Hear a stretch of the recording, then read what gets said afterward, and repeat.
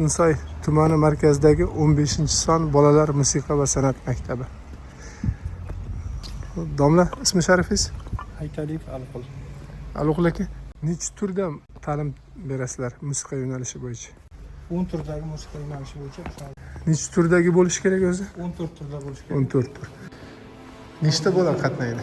205 nafar bo'ladi. Musiqa va san'at. San'at yo'nalishi bo'yicha. Tasviriy san'at, amaliy san'at ham bor. Aka, bitta o'quvchimiz san'at tasvir eting.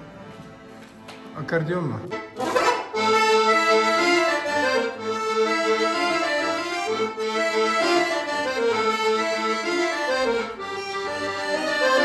Mana bunday ko'zi yonib turgan talantlar bizda o'nlab, yuzlab o'quvchilarimiz bor.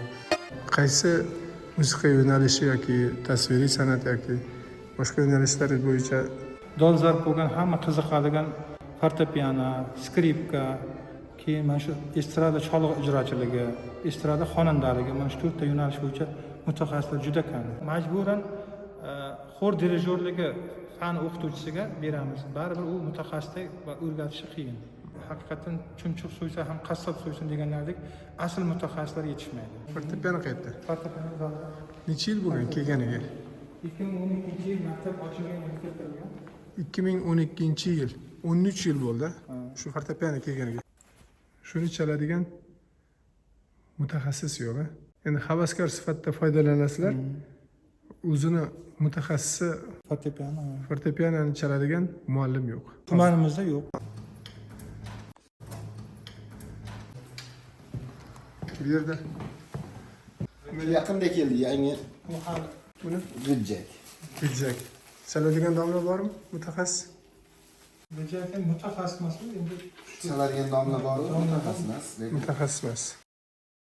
skripka. Bu nechinchi yil kelgan? 2014.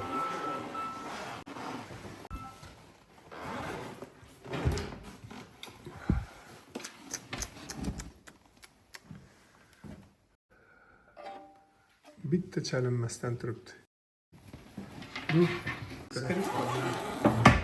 skripka shu 3-4-4-3. bu kichkinarog'i. Aha, bu 3-4-4-3'müş. Anaqa. musiqa asosi skripka 2014-yilda kelgan. Havaskor o'qituvchilar bor, lekin asosan mutaxassislar yetishmaganligi sababli mana shunday holatda turibdi. 2014-yilda olib kelgan. Fortepiano 12, 13, 10, 12 yildan buyon turibdi. Bu o'qituvchilar, domlalar, mutaxassislarning topilmasligimizga ham asosiy sabab mana shu oylik masalasi bo'lyapti.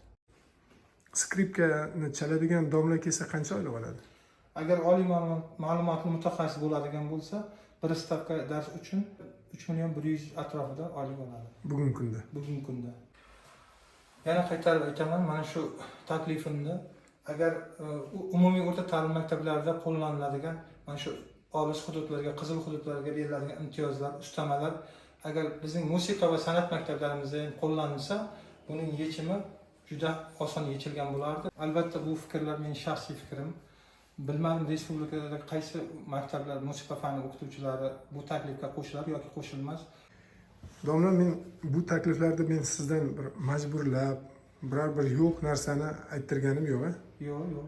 Bu bor. Haqiqiy bor narsalar hammasi. 14-mart.